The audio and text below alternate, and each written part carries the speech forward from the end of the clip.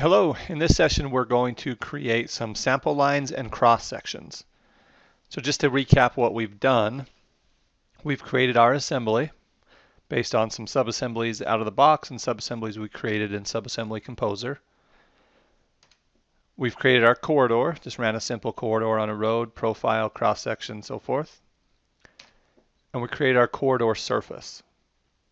So from here what we can do is now create our sample lines and then create our cross sections from those sample lines. So let's jump over to Civil 3D and create our sample lines and cross sections. Okay, we're now here in Civil 3D. We have our corridor surface, everything else created. We have a couple steps here to create our sample lines and cross sections. We're going to go to the Home tab of the ribbon. Here on the Profile and Section View panel, we're going to select sample lines to create our sample lines.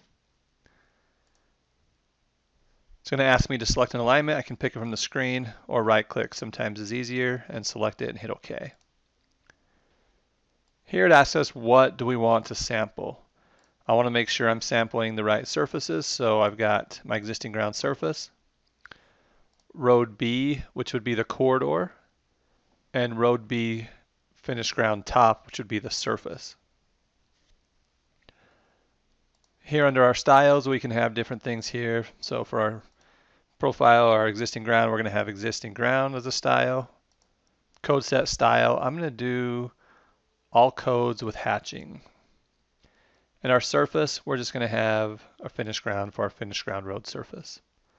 And I'm going to go ahead and select OK. There's multiple ways on creating your sample lines. So you can create them by range of station, add a station. So I can just pick here, kind of a sliding bar. I can pick where I want those cross sections. From corridor stations, we'll create you a cross section or a sample line everywhere we have something sampled within the corridor.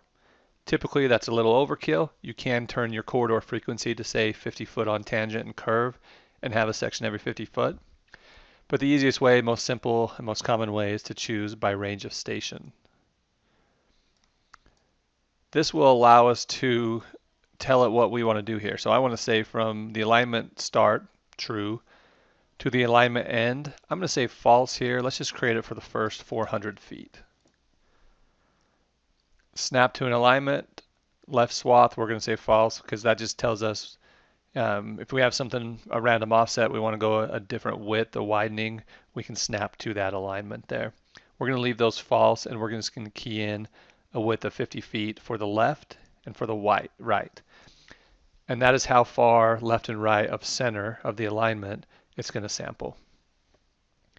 Increments here, we're going to do this along a tangent every 25 feet, along a curve every 25 feet, and we don't have a spiral, but I like to even those up every 25 feet.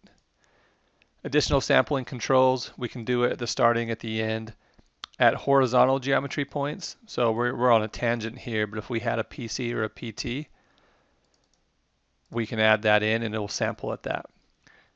So typically you want to sample at horizontal geometry points and at super elevation critical points. If so, select true, hit OK, and I'm going to hit enter to accept that. So we've now created all those sample lines. And if I select that, I can then create my section views.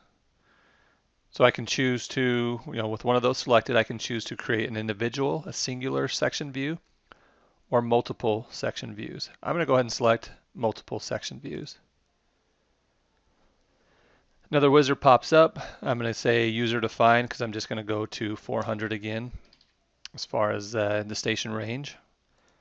Section view, road section, that's what I'm going to use. Different styles. I'm just going to say next. Placement, we can do production, so we can choose from a template, or draft. I'm going to choose draft in this case, and it's going to place it in a grid in my model space. Next, we're going to leave all these default left and right, elevation range, default, display options. That's going to display based on how we sampled it.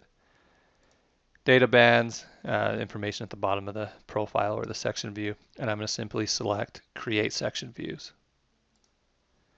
I'm going to place these out to the right of my profile. There we go. And you can see how easy it is to create your sample lines or your cross sections and create the cross section views for each of those.